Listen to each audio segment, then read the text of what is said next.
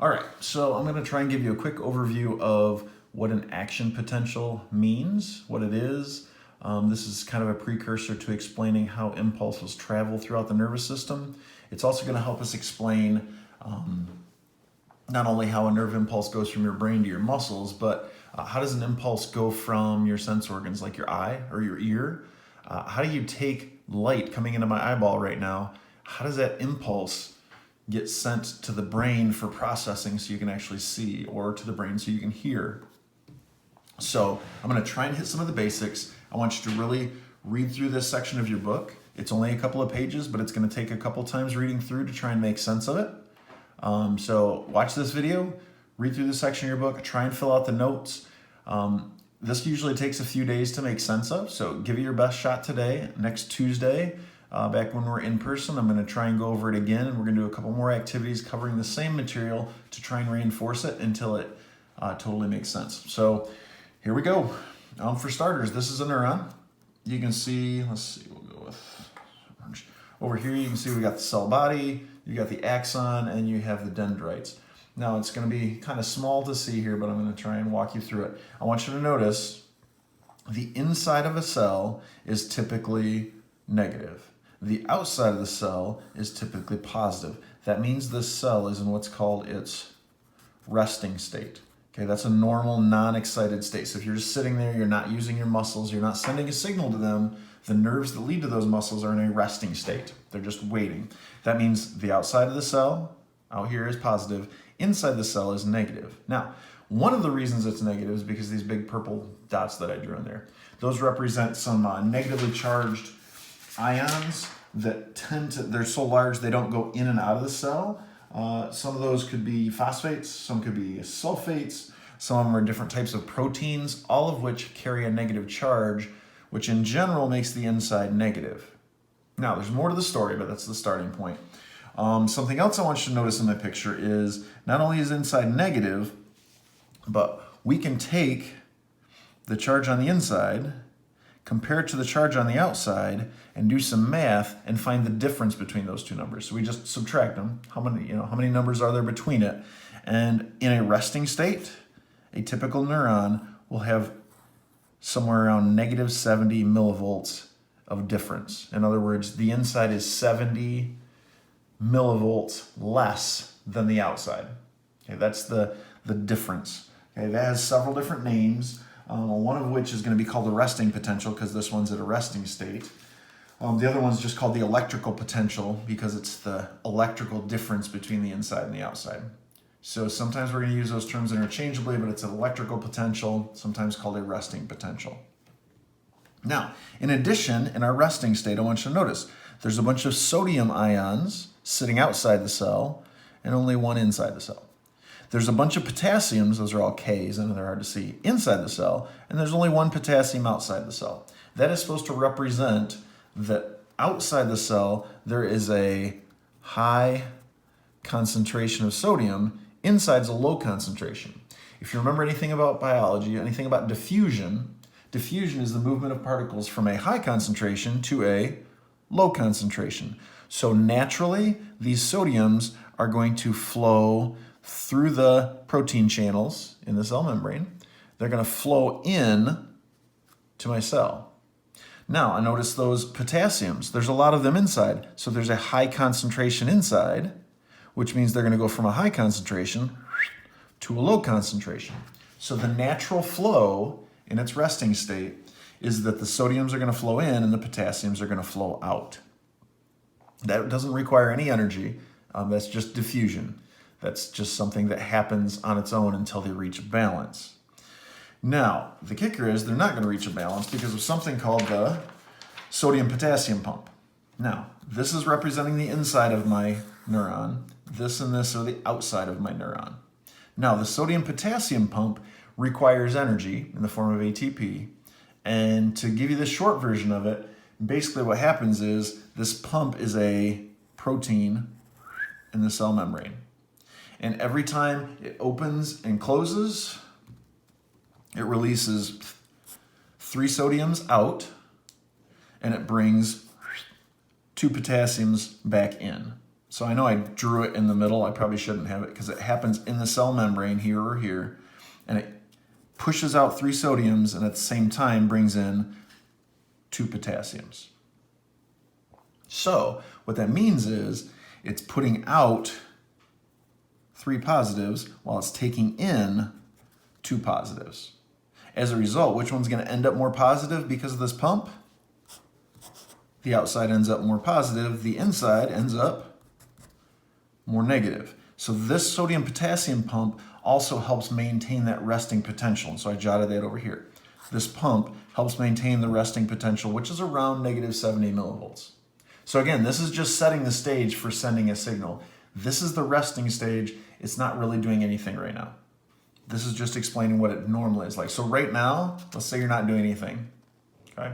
You're just sitting there. The nerves leading to your muscles are constantly pumping out sodium and pumping in potassium and pumping out sodium and pumping in potassium. At the same time, that creates a concentration gradient. It puts a lot of sodium out here, which then flows back through different channels. It puts a lot of potassium in here, which flows back out. So you have them moving by diffusion, and you have the opposite going on, which is a sodium-potassium pump, creating that concentration gradient.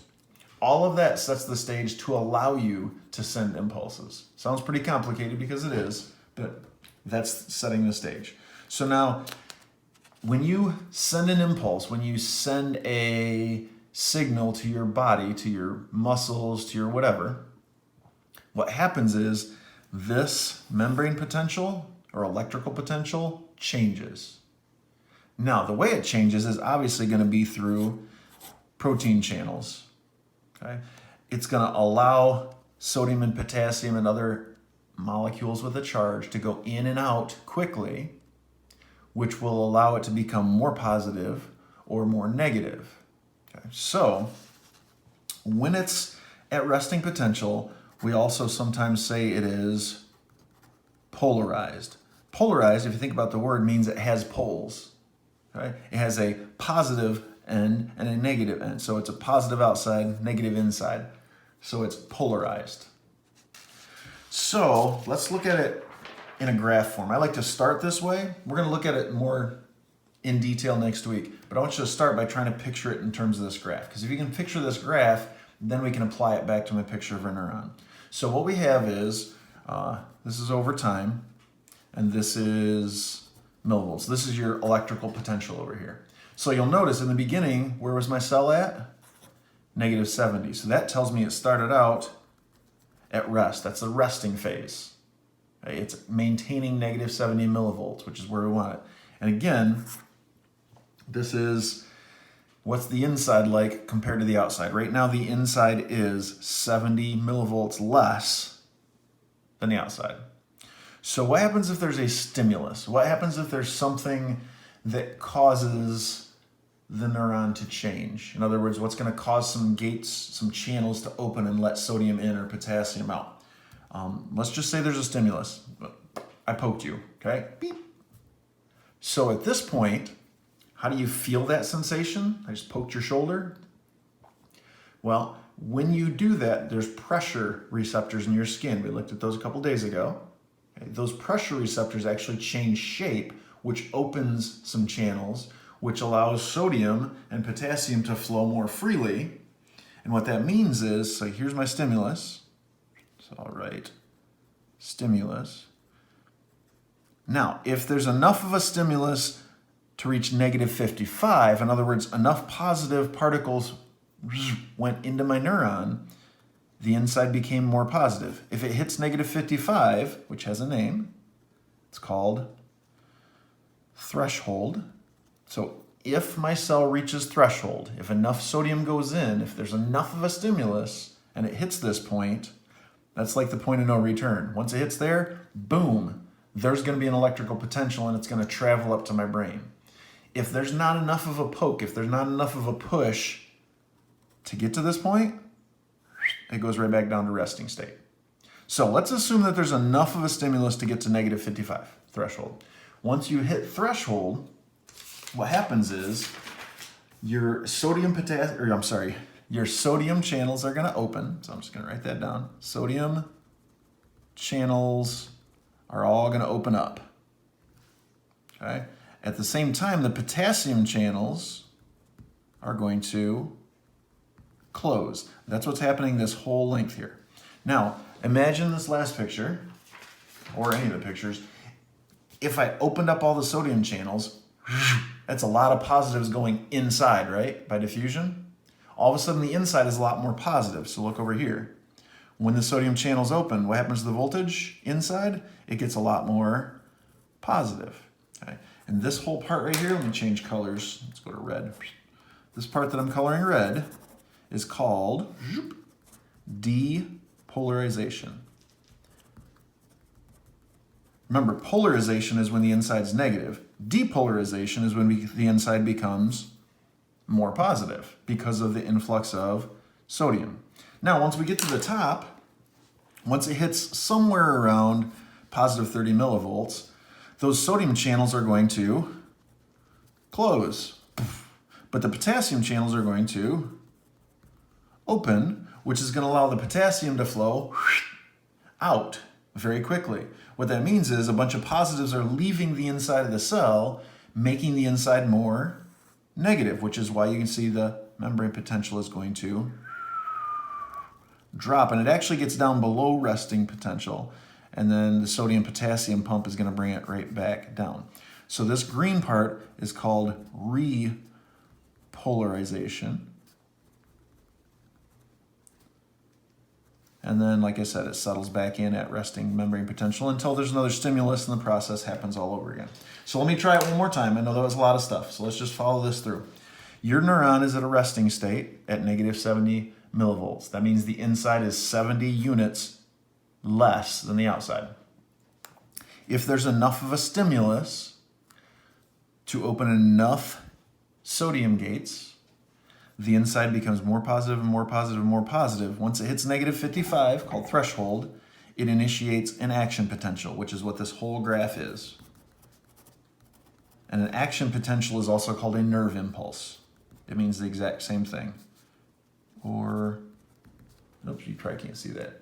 There we go. Or nerve impulse. So, once my action potential is initiated, all of the sodium channels open till it gets up to here. At this point, the sodium channels close and the potassium channels open. And my charge, my membrane potential drops all the way back down to the negatives and it settles back in again until there's another stimulus. So, I'm sure you have questions. I'm going to do my best to answer those on Tuesday in class. If you're not going to be there Tuesday in class, then by all means, shoot me an email, ask me questions online, and that sort of thing, and I'll try and clear them up. If you're going to be there Tuesday, let's just talk then. It's way easier to try and explain this in person.